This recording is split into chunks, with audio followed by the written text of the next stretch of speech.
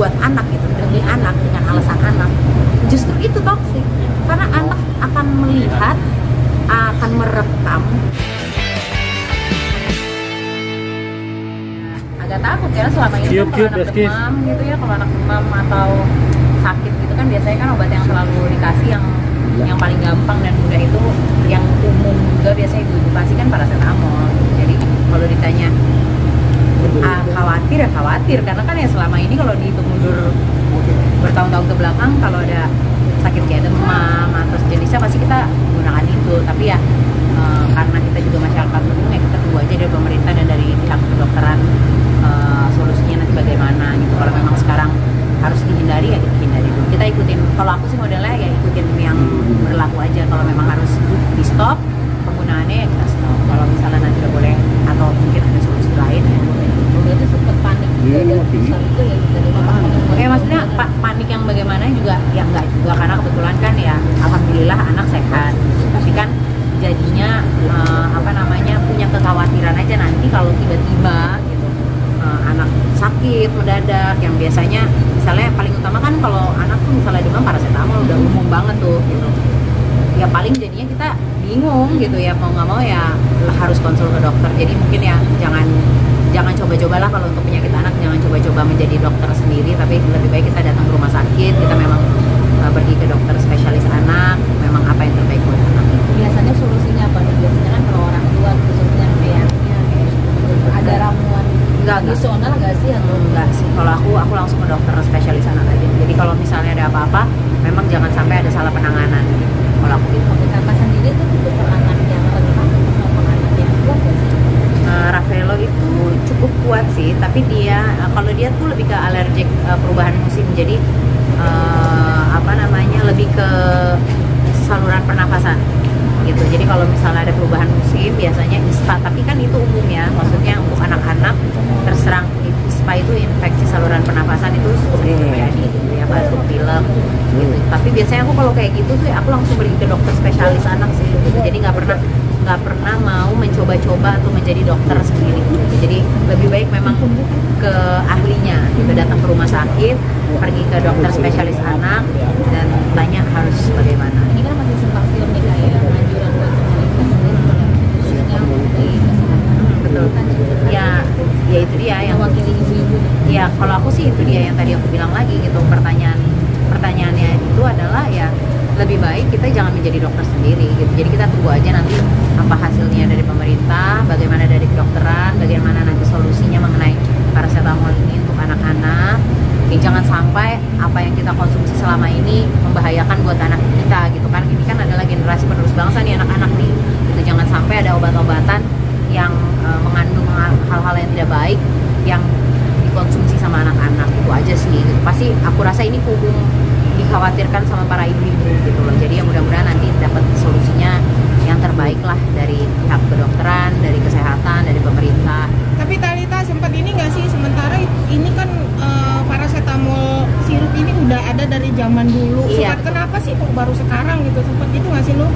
Ya kalau sebenarnya kalau dibilang bingung ya bingung ya, kita hidup nih sampai sekarang umur ini, mas-mas mbak-mbak semuanya sehat-sehat semua, dan saya yakin kalian semua juga mengkonsumsi paracetamol gitu. Jadi ya kalau ditanya khawatir ya balik lagi pasti khawatir, tapi kan pada kenyataannya toh kita semua sekarang sehat. Jadi kalau misalnya ternyata ditemukan ada yang tidak baik kandungannya di dalam paracetamol, ya lebih baik kita menunggu aja nanti apa sih hasilnya, karena kan mereka sekarang ini lagi ini kan ya lagi dicari tahu kan bagaimana dan apa dan sebagainya nih yang tidak baik, tidak kandungannya ya. Kita tunggu aja hasilnya apa, solusinya apa, yang terbaik apa, karena pasti pemerintah dan kedokteran pasti akan melakukan yang terbaik lah buat seluruh masyarakat Indonesia, khususnya anak-anak gitu. Sempat ini nggak, sempat wanti-wanti gimana nanti kalau ini memang udah nggak bisa lagi paracetamol sirup ini, aku harus prepare apa nih awal-awal kalau anak tadi sakit? udah aku jawab. Udah. Untuk persiapan lupa. Kata kita ada kabar bahagia katanya. Kabar bahagia.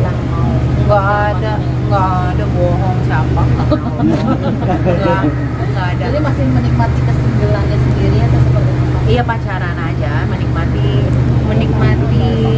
Sendirian.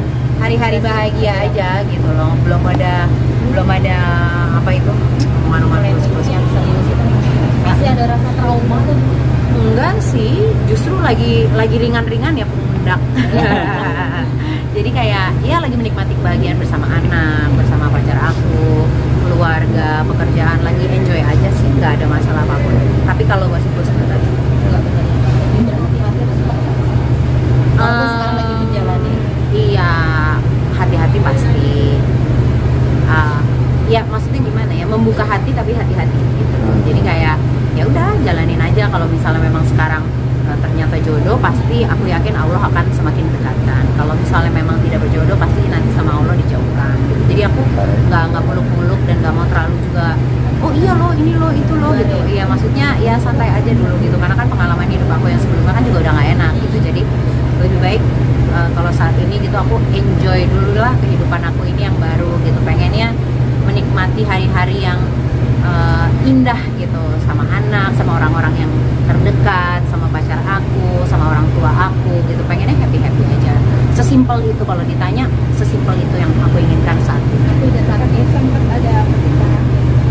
Biasanya kalau pacaran orang dewasa pasti ada gambaran kan. Ya karena kan memang ya kan usia kita, maksudnya usia aku kan memang sudah usia matang ya gitu loh. Memang sudah usia menikah gitu. Tapi tujuan dan target itu pasti akan ke arah sana. Tapi kalau ditanya sekarang ya belum. Karena kan kita juga baru memulai. Jadi ya didoain aja, mudah-mudahan teman-teman wartawan, teman-teman media yang tahu aku dari kecil, atau mungkin yang baru-baru nih gitu. Ya mudah-mudahan aja kalau memang ini baik buat aku, baik buat anak aku, baik buat kesehatan mental aku, lahir batin, dan kedua belah pihak keluarga kami juga semuanya saling mendukung terhadap aku dan pasanganku yang sekarang gitu. Jadi ya mudah-mudahan ya yang terbaik lah buat kita, bisa doain. Kakak sudah deket bang. Kakak sudah deket. Basicnya kan kita teman dari sekolah gitu, dari kecil. Jadi ya kalau ditanya deket banget ya gue emang udah saling kenal satu sama lain gitu. Cuman kan antara berteman dengan berpacaran kan pasti lain gitu. Jadi ya kita sekarang lagi menikmati momen-momen indahnya aja dulu gitu, lagi berjalan keseharian kita dengan satu sama lain, kesibukan yang berbeda kan ya, bisnis, saya di dunia entertain gitu. Jadi kayak ya udah kita saling mengisi satu sama lain, mencintai kekurangan satu sama lain, saling mengobati, karena kita kan juga punya chapter 1 yang sama-sama nggak enak gitu. Jadi kayak ya udah kita pass is pass sekarang, untuk kedepannya ya kita cuma berharap minta doa dari Allah, dari keluarga, kerabat gitu, dari teman-teman media gitu ya. Mudah-mudahan kehidupan aku yang nextnya bisa jauh lebih bahagia daripada yang lalu. Kalita sendiri kan enjoy ini sekarang ya dengan kesediaan Kalita dengan dengan pemerintahan sekarang ini kan banyak juga tentang kasusnya Kalita sendiri pun mengalami menyikapinya dengan hal mengenai apa kalian? Ya gini, kalau aku termasuk korban yang sudah move on ya, jadi sudah melewati masa-masa kelam itu.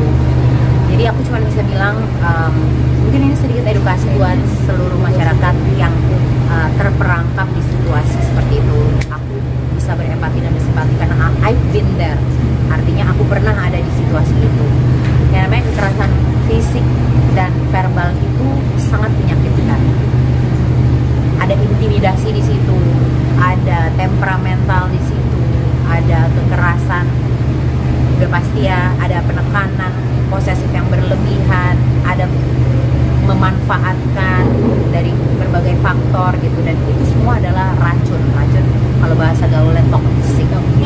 Jadi itulah yang disebut toxic relationship.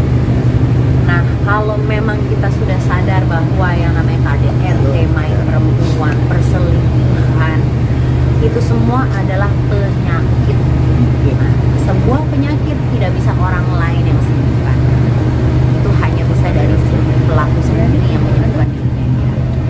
Jadi kalau misalnya terperangkap di dalam situasi seperti itu, memang nggak mudah. Saya nggak bisa bilang atau menjudge atau mensamaratakan semua orang sama, karena pemicunya pasti lain, yang dialaminya juga pasti berbeda, situasinya juga pasti lain.